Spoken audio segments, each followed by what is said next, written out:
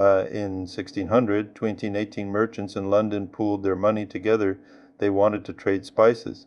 By 1800, that trading company had its own private army, larger than the British Army itself, and it ruled a country of 300 million people. We think of empires as something built by kings, by armies, by governments, but the largest empire in human history was built for a time by a corporation.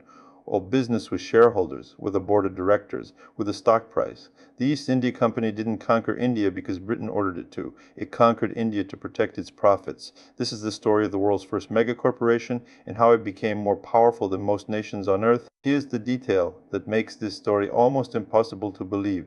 This company had its own currency, its own courts, and eventually its own private army of 260,000 soldiers. And on December 31st, 100 Queen Elizabeth I granted a royal charter to a group of London merchants. The charter gave them something extraordinary, a complete monopoly on English trade with Asia. No other English company could legally compete with them in this enormous region. At first, the East India Company was exactly what it sounds like, a trading business. Ships sailed to Asia, bought spices, textiles, and tea, sailed home, sold the goods at enormous markup. It was wildly profitable. But trading in distant, often hostile territories was dangerous. Local rulers could seize cargo. Rival European powers could attack ships. Pirates could sink them entirely, so the company did something that would change the course of history. It started hiring its own soldiers just to protect its trading posts, just for security. That's how every corporate empire begins, with a reasonable excuse.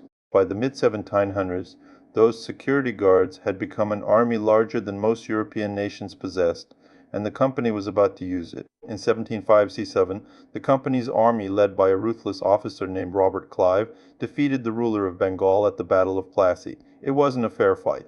Clive had bribed key generals on the opposing side to betray their own ruler mid-battle. The victory gave the East India Company direct control over Bengal, one of the wealthiest regions on earth, and Robert Clive personally walked away with a fortune worth, in today's money, well over $20 million.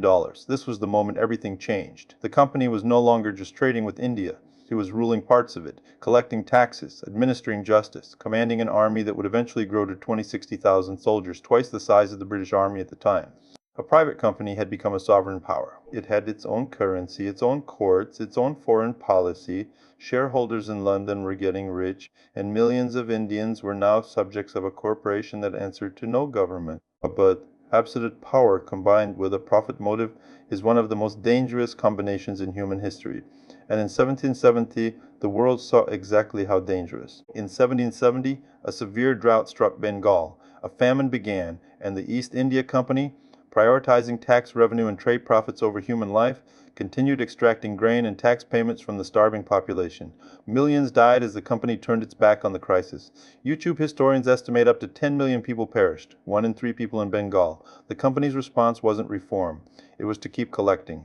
Word of the catastrophe reached London. Outrage grew. Parliament began to investigate. By the 1770s, the company's reputation was in tatters, dogged by allegations of greed, corruption, and corporate excess. YouTube, and then came the final blow. Thrown into crisis by a credit crunch in Britain, the world's most powerful YouTube, the East India Company, ruler of 300 million people, commander of 250,000 soldiers, was financially bankrupt. It needed a government bailout to survive. Parliament obliged, but with conditions, government oversight, regulation, control. The company was transformed from a trading enterprise into formal rulers of India on behalf of the British Crown. Eventually, significant numbers of the company's own Indian soldiers revolted, and the company's handling of that mutiny was its final undoing.